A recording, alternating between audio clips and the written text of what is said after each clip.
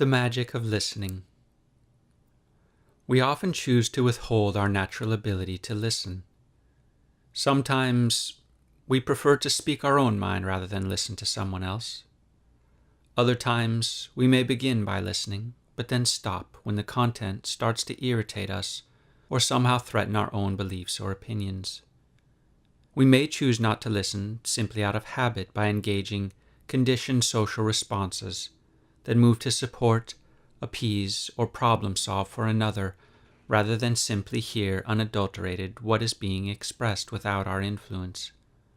How many times have we all encouraged a friend who is upset to feel better, rather than genuinely accept his emotional state and allow ourselves to listen? We might offer some ideas on how he could feel better soon. Our friend may even thank us for the advice, for he probably would prefer to feel better soon, and most of us are very accustomed to not being truly heard anyway. This is part of why it can feel so unfamiliar to listen closely even to ourselves. Though the value of listening is well known conceptually, and certainly some individuals are excellent listeners, this value may be touted more often than it is practiced, for listening may appear to be passive and to produce only subtle results, if any. In truth, however, it is almost always an authentically valuable expression. To be heard is a powerful desire, if not an essential need, on the part of all sentient beings, human or otherwise. And obviously, listening is an essential component to satisfy that need. Furthermore, our ability to listen has a great deal more influence than it is often given credit.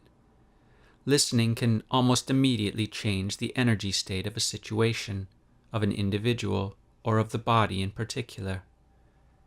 The body is intricately involved in the creation of all feelings and physical manifestations, and it is highly responsive to this action of being heard. Though the body may appear to serve many functions, there are fundamentally only two. The first is to sustain life, and the second is to deliver information to you from your subjective awareness. All feelings and physical manifestations are associated with subjective communications, regardless of what objective explanation you may ascribe to them. For example, you may say, "I contracted a cold due to a contagious virus," or "I sprained my ankle because I stepped in a pothole jogging," or "I developed cancer because of a genetic defect." Even more general beliefs do offer some explanation, such as "this happened because of the will of God," or the arbitrary chance randomness of an unthinking universe.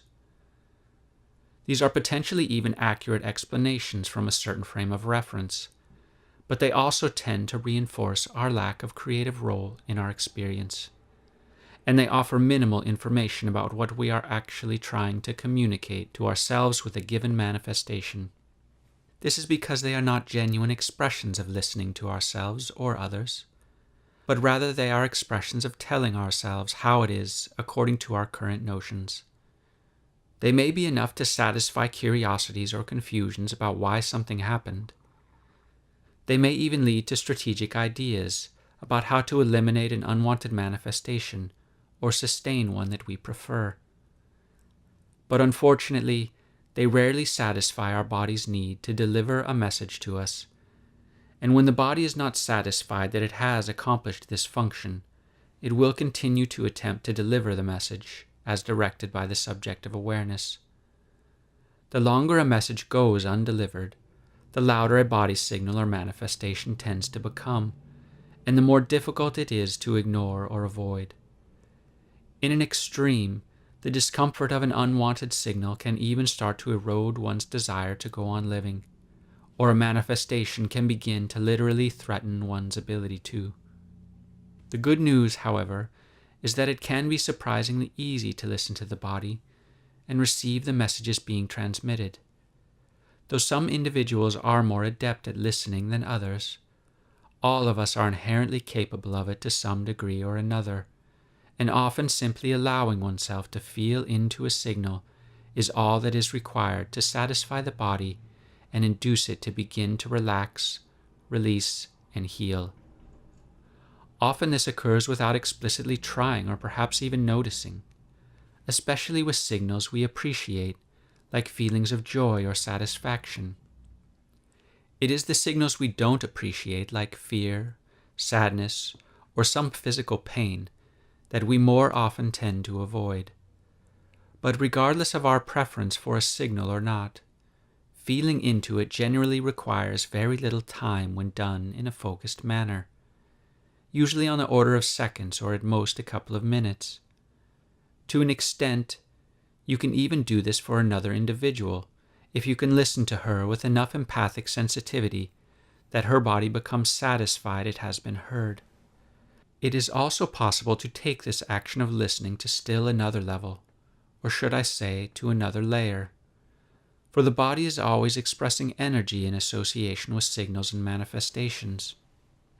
It is not well known, but energy itself is in part a linguistic expression.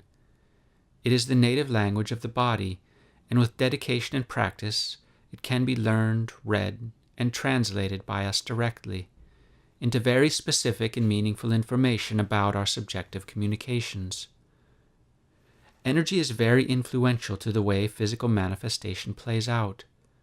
Nevertheless, it is often overlooked because it is less solid and objectively obvious to most of us.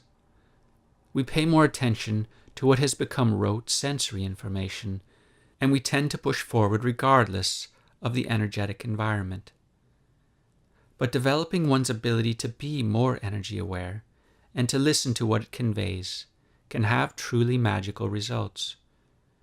Not only can listening at the energetic layer satisfy and induce healing in the body, it is also an excellent method of integrating deeper layers of consciousness into your life. It can truly offer you invaluable guidance and understanding in whatever directions you have chosen to pursue.